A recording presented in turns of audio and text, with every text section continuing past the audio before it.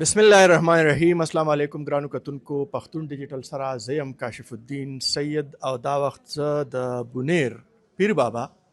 سره نږدې قادر نگر کلي کې دلته ناست یم او دا د پیر بابا یا د بونیر هغه علاقه ده کوم چې په تیر څو ورځې وړاندې چې کوم سیلاب راغلی دی دا په هغې کې ډېره زیاته متاثره علاقه ده او زه چې دی وخت ناست یم په کوم ځای کې یا په کوم کمره کې نو دا پوره محله دلته شپږ اتیا کسان دا په دغه سیلاب کې شهیدان شوي دي، دغې اوبو وړي دي او په دې شپږ اتیا کسانو کې تر دا دمه پورې لا اوس هم دوه کسان یعنی د هغوی لاشونه غیب دي او د هغوی تلاش روان دی. بیا دا زه چې په کوم ځای کې ناست یم دا کور دا زما ښي لاسته او ګس لاسته چې کوم ملګري ناست دي نو دا د دوی کور دی او د دې کور 40 کسان د دې یو کور دا په دغه سیلاب کې دا ډوب شوي دي او دا شهیدان شوي دي او د دې نه علاوه څه پکې زخمیان دي چې هغه په مردان میډیکل کمپلیکس کې داخل دي. داسې چې موږ په دې کلي یا په دې علاقه باندې ګرځو نو د دې کلي په چپه چپه په کوڅه کوڅه د درد د غم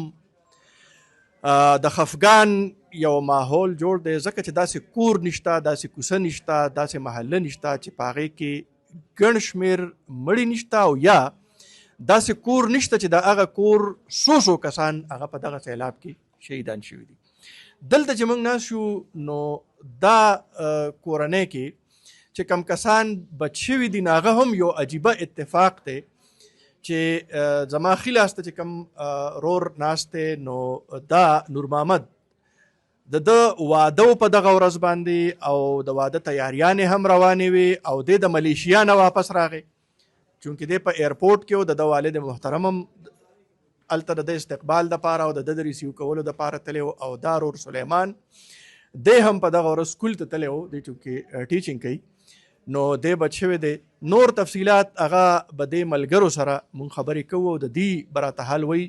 ځکه چې کم درد کم غم او یا کم صدمه زه به دا ویم چې تیره نه ده بلکې دوی اوس هم د هغه درد نه تېرېږي د هغه صدمې نه تېرېږي. نو څنګه دې ته پته ولګېده اول د سلیمان ملګري سره خبرې کوو چې دته اطلاع څنګه ورسېده. السلام علیکم. وعلیکم السلام.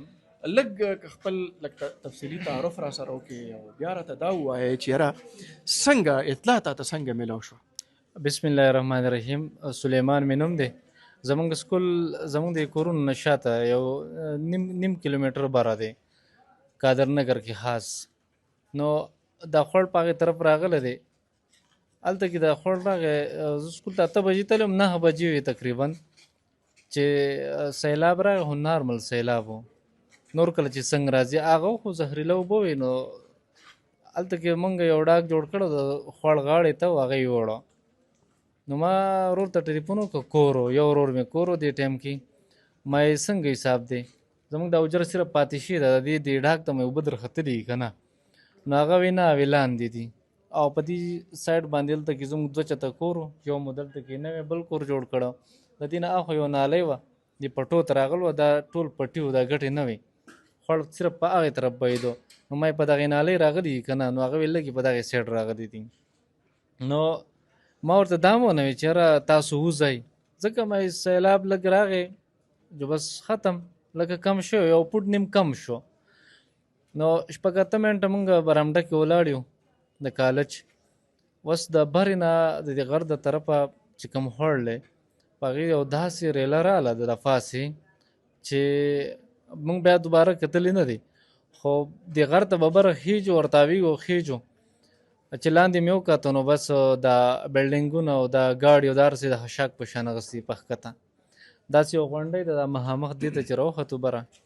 او دې خوا چې ما وکتو نو نقشه مکمل بدل شوې وه. نو په دغې غر غر رالو د دې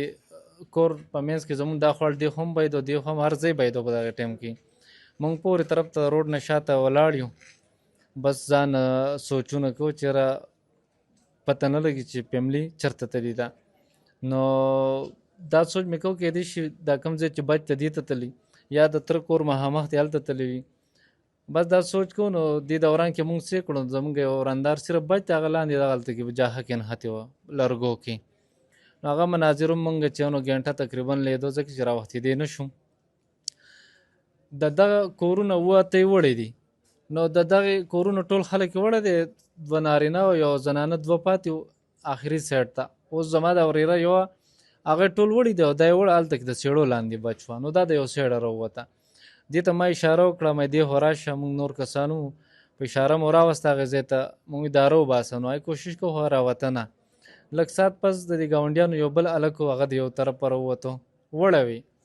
نو بیا هغه ته مونږ اشاره وکړه نو دې کوشش وکړو خو نه شوی راوخت کې دغه شان لږ ټایم پس بیا زمونږ د بل ګاونډي کور یې بچ ته خو د هغو زنانه اته کسې وړي دي درې خاندانونه هغه وتو وړي دي کم چې بچ و نو هغه چت ته راوخته مونږ ورته اشاره وکړه دې دپاره چې راشي دا وباسئ نو هغو چې راووتو بیا هغه نارینه دوه هلکانو نو هغو دا راووښت که اخوا یې سیټ ته ووړه لږ ساعت پس مې چې نو کزن دلته راغلي و دوه نو دا یو د یو طرفه راووتو زه یم چې دې چېرته کې د کور راغی ځکه چې ما دې طرف ته به خوړ کم نو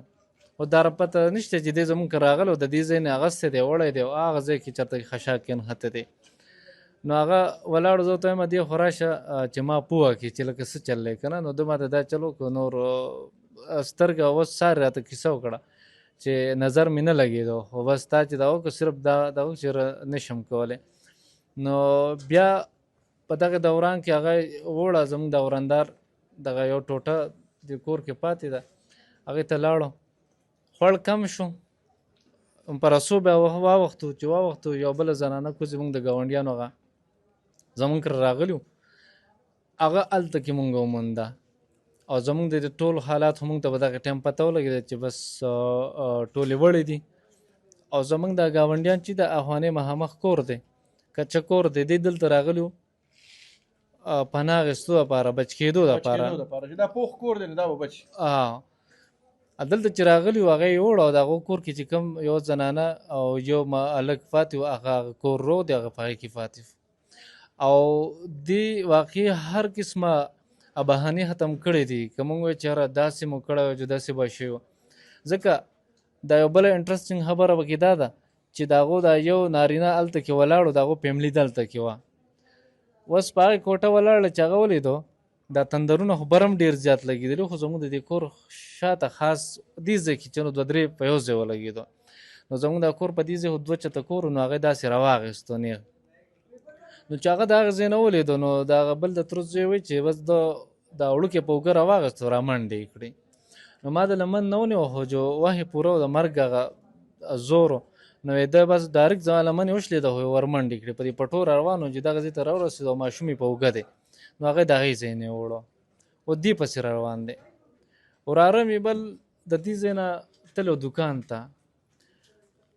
دوکان چابیانې تېرې شوي واپس راغلی و کور ته او دلته راغی چې راغی جو دا مناظر دا لږ ډېر خوړ راغی په دې ټایم کې دی وله او زما د ورور ویډیوګانې هم کړي دي دې دغه ځای کې صفایي کوله نو هغه د دوکان نه واپس راغی هغه یې ورسې یوړو نو ټوټل په دغه ټایم کې 38 پورې افرادو زموږ په کور کې اته د هغو شهیدان شو او څلېرویشت پکې زمونږ تاسو وویل چې یاره دلته کورونه و دې طرف ته هم کور و نو دا اوس خالي میدان دی او هغه طرف ته هم کور و هغه دواړه کورونه او زمونږ کور خو اصل په دغه ځای باندې و څو کمرې وې یاره ټوټل 30 فاو شا و اګزیکټ خو ما فکر نه دی لګولی خو د 30 فاو شا دوه چته دغه ځای باندې و یو مونوې په دې خوا طرف باندې 15 کمرې جوړ کړو هغه دواړه کورونه نشته هغه داسې نشته که نه چې لکه چاته ډو پته هم نه لګي چې په دې ځای باندې کورونه و دا کوم ځای چې مونږ ناست دا زمونږ ګودام و دې ځای باندې چې نو چاول مونږ اغوستي و ډېر شی ستاسو کور کې خادم و د دې ورور واده و که ده واده و په دې ځای باندې چاول پراته و دا ګودام و نو هغه ځای په ځای دا بورې پرتې دغه کې څښا شوي دي او کور د دغه ځای نه ټول بس د الله کارونه دي جی یقینا ګرانو کتونکو خبرې اترې د سلیمان تاسو واورېدې او ډېر دی چې کم کیفیت بیانوي نو زما په خیال دا بیانول هم ډېره ګرانه خبره ده او الله تعالی دته یو حوصله ورکړې ده او دا ټول صورتحال چې کم د بیان کړه چې کم ماشومان هغې ځان بچ کولو کوشش وکړو هغه هم بیا اوبو یوړل یا د دې د ګاونډ یا د دې دا ټول کور او تاسو دا هم واورېدل چې یاره په دې کور کې ښادي وه د دې رور چې کم د ملیشیا نه را روان و د هغه دلته واده و او دغه ټوله تیاري روانه وه نو نور محمد د په ملیشیا کې هلته خپل کار روزګار کوي او په دغه ورځ باندې د واپسي وه د دې والد صاحب د استقبال لپاره او د ریسیو کولو دپاره تللی نو نور محمد سره هم لږې خبرې کوو چې یاره دی ته دا اطلاع چېرته میلو شوه او بیا چې دلته دی را رسېدل نو دی په خپلو سترګو باندې څه ولیدل جي لږ تعارف را سره خپل وکړي او بل دا صورتحال راته ووایه چې څنګه راته اطلاع میلو شوه او بیا چې دلته راورسېدی د څه مو وکتل جی زما نوم دی نور محمد و زه ملیشیا کې هلته پاتې کېدم زما د زیارت په ورځ باندې فلایټ و هغه کینسل شو شپې ته وختېدو جمعې ته جو تقریبا جمعې په ورځ زه سهار 5-6 بجې زه ایرپورټ نه راووتم لار را روان سو وړی بازار ته چې راورسېدو زما بل تره دی هغه راته رینګ وکړو پلار ته مې چې سیلاب راغلی دی هر څه یې وړي دي هېڅ هم نشته کور هم نشته زنانه هم نشته بابا مې تره مې د تره زوی مې بل مور مې هېڅ څوک هم نشته وړي دي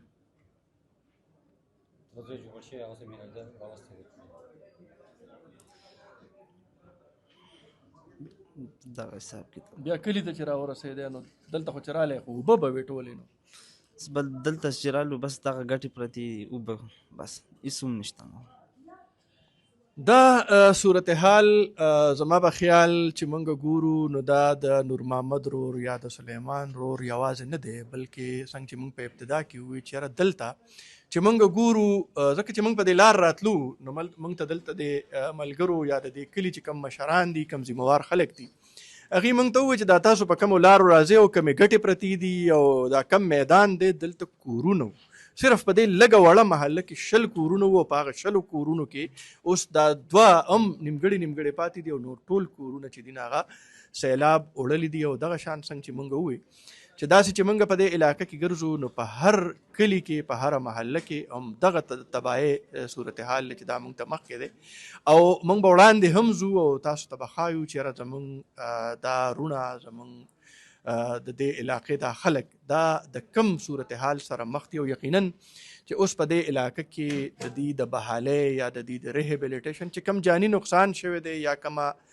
صدمه ده د هغې ازاله خو نشي کېدی خو دا یو ضرورت محسوسیږي چې د دې خلکو د کورونو آبادي بیا د دې خلکو چې کم دلته کې کاروبار تباه شوی دی او بیا دغه شان دې ژوند ته راوستل دوباره دا یو ډېر لوی چیلنج دی او زما یقین دی چې زمونږ ادارې ځکه چې موږ دلته وکتل چې ډېر فلاحي تنظیمونه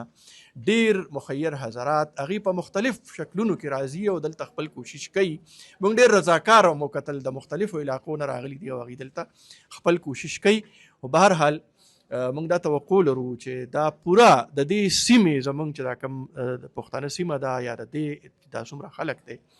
دا د شریک یو چیلنج دی او کوشش وکړو چې دا خلک یو ځل بیا ژوند طرف ته راشي وړاندې به ځو او نور دلته کې چې کوم صورتحال دی هغه به هم تاسو سره ښیو موږ سره اوسئ